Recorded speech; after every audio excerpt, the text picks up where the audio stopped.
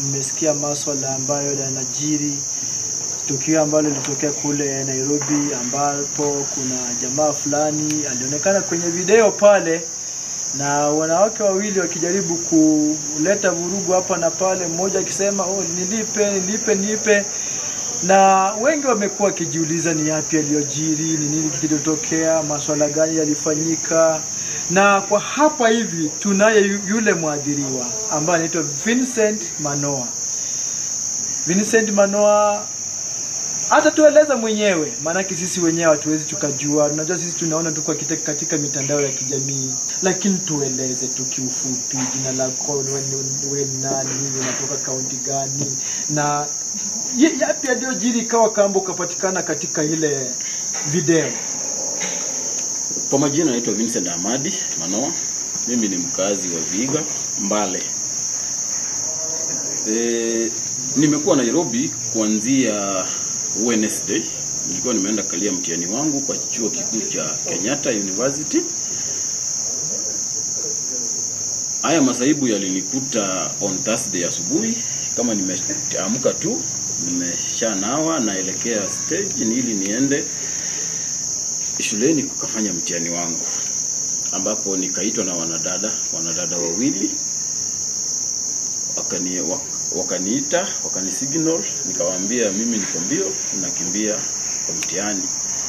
Wanadada wakaanza kuniita mwizi, kuita na kushout mwizi. Kwa hiyo hali nikashtuka kidogo, nikalegeza mwendo kidogo, mwendo kasi nilikuwa nao nikalegeza kidogo, wakanifikia. Kwa hiyo kunifikia wakaanza kunipora, na hiyo wakati walikuwa washafika around 6. Wakanishika kwa mfuko, wakatoa pesa kwa wale, wakachukua wallet, mwingine bag. So mvurugano na kuvurutana ikaanza hapo sasa. Ndio. Na katika ile hali ya kuvurugana, manako niliona kwamba ulikuwa mtulivu sana. Kwamba ukutaka mambo wengi, manake ndio maana unapata watu wengi wanachukulia kwamba huyu labda ili tukio lililofanyika. Manake katika hiyo video ulikuwa unasikia kwamba wanasema tupatie pesa zetu, tulipe. Hasa madai yao hii ya kulipa ilikuwa aje? Hiyo madai yao ya kulipa nilisikia na nikawauliza nilipe nini? Kwa sababu hao ni wanadada wenye sikuwa na wajua hata kidogo. Mimi nilikuwa nimetoka zangu kwa nyumba naelekea stage, sikuwa na wajua hata kidogo. So mambo ya kwanza kusema tulipe, mimi nilikuwa very shocked. Nalipa nalipa nini? Ndio. Okay. Na katika ile hali ya mvutano ukaambia kwamba lipa nini, manake umesema kwamba ulishangaa pia ulipe nini? Manake niliona begi lako, sijui begi ilikuwa laptop ilianguka chini. Na kulikuwa na watu wakaja, umati ukaja pale.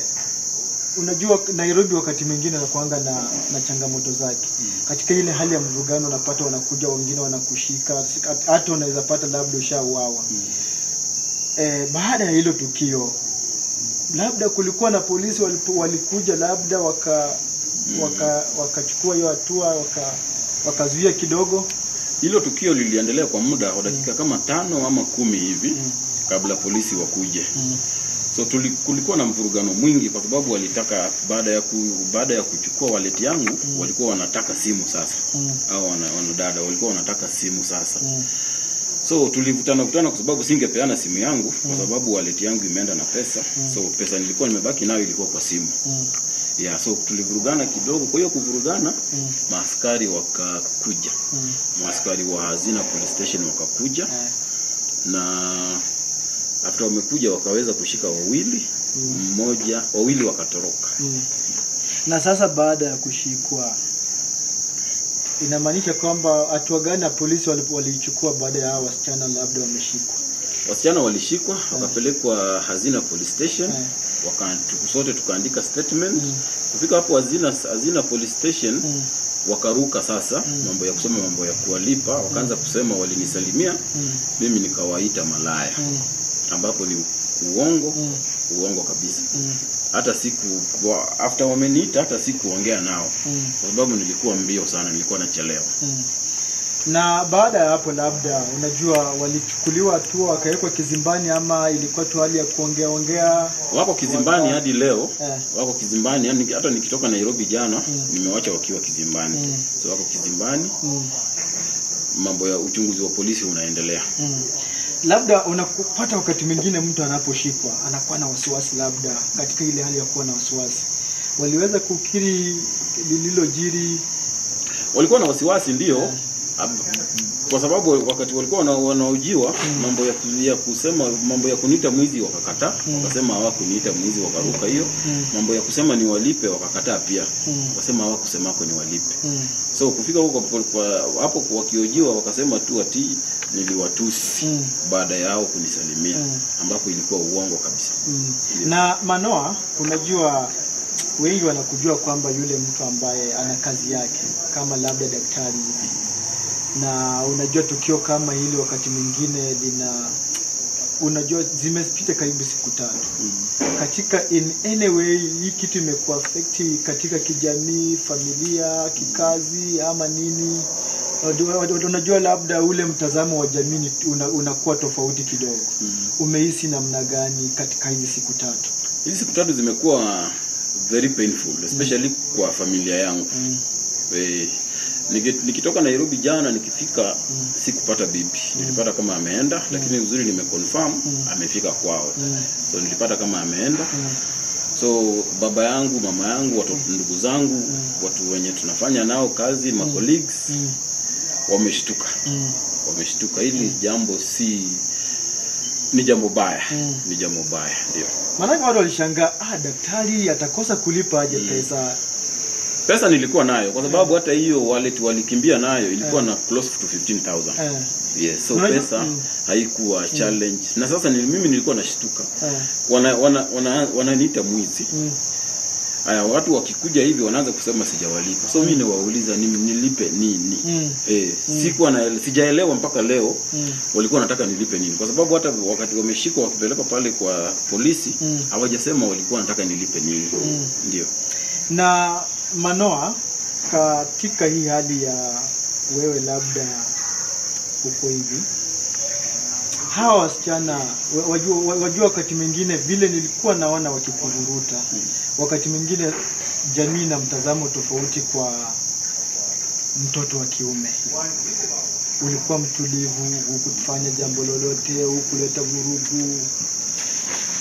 Mtazamo wako unaweza shauri aje wananchi kuhusu nafasi ya mwanaume katika jamii? Wanaume hawana sauti. Ikifikia ni kwamba kama kuna mvurugano wa mwanaume na mwanamke, wanaume hawana usemi wowote. Jambo la pili yenye ningependa kuambia wanaume, mimi nilifunzwa mwanamke apigwe. Regardless of the situation, hata wakufanyia madharau gani, usiwahi piga mwanamke. That's why ukiangalia vizuri kwa hizo video, ningetaka kuwapiga ningewapiga ndio. Lakini nilirestrain sana kwa sababu najua mwanamke si mtu wa kupigwa. So niliwacha tu waendelee na hizo drama zao because nilijua eventually zitaisha. Na mambo haya nao wako ikionekana kwamba wako kizimbani, wewe unatarajia kuwasamehe ama unatarajia kuchukua watu wengine kwa labda kwenda kotini? Kotini nayo wataenda.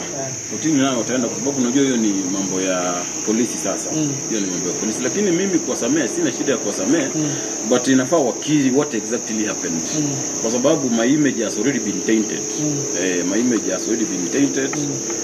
Watu wanasema sijui kufuliza, sijui kufanya nini, it has already been tainted. So ni wao wenyewe waamue kusema ukweli venye ilikuwa. So that hii mambo iishe. Itulie. Mambo itulie, yes. Na unajua masuala kama haya sana katika jiji la Nairobi, unapata ya kwamba labda umetoka tu nyumbani vizuri, unaenda katika harakati zako tu, shughuli za kwako pale Nairobi. Wakati mwingine hasa si masuala ya labda masuala ya jinsia kike, mambo na makiki ya mahusiano. Unaweza kuwa unatembea hivi unasikia kwamba unashukiwa kwamba we ni labda ni mwizi ama nini, katika experience yako ambayo umepata, labda unawasia upi katika wa kueleza watu wale ambao labda katika harakati wanaweza enda kule Nairobi, wanaweza katika town yote hapa, wanafaa kujiandaa aje? Nairobi, sijakaa Nairobi mimi Nairobi naendanga huko masomo tu na narudi. Nairobi kama aswa wanaume inafaa wakuwe very careful wakiwa Nairobi. Yes, very careful. Unaweza wekelewa anytime. Na watu wanawekelewa wanaume ni hao wanadada zetu, hao wanawake hao. Yes. Ukikataa hiyo vitu hao hiyo advances zao wanakuwekelea anything. Kama mimi wanaanza tu kuita mwizi. Wanaanza tu kuita mwizi. Sasa kwa hiyo wakati walikuwa wanaita mwizi alafu ni useme uanze kukimbia. Ukikimbia unajua mob justice iko tu. Yes, mob justice utakutana ukikimbia utakutana na mob justice. Alafu jambo la pili, wanaume avoid wanawake wa Nairobi kwa streets. Avoid hizo streets na usitembee peke yako kama mwanaume. Angalau uwe na mtu ambaye anatembelea kwa karibu. Tembea na mtu kwa karibu. Rafiki yako ama hata wenye wanatembea tu, usitembee kwa vichochoro ama usitembee kwa hizi corridors peke yako. Especially kama hujui vizuri hizo corridors. Uenda labda ukakumbana na masuala kama yaliyokupata. Utakumbana nayo. Nairobi utakumbana nayo. Yes. And you know sasa the problem is society will just judge from what they see. They will not know what led to that. Okay. Watajaji tu yenye wameona saa hiyo. Hawataangalia yako nini ilifanyika hapa. Wataona tu hiyo yenye wanaona. Yes. Kwa sababu muda wetu umetupa kisogo, sisi katika ile hali ya kufuatia kwamba haki imetendeka, hii TV 38 tunakutakia kila laheri katika harakati yako ya hali ya kupambana na masuala ambayo yamekukumba. Mpenzi mtazamaji, nimekuwa naye Manoa ambaye mlimsikia sana, amejieleza yale yaliyojiri, na ikawa kwamba mwenye amesema watu wana mambo mengi, labda ashasema yashafika kule, mwenye ushasikia na masikio yako. Kufikia hapo tunasema asante sana kwa kutufuatilia. Panapo majalia katika kipindi kama hichi tena, TV 38 zidi kutufuatilia kwenye mitandao ya kijamii. Langu jina ni Moses Akidadi, tukutane tena panapo majaliwa. Asanteni.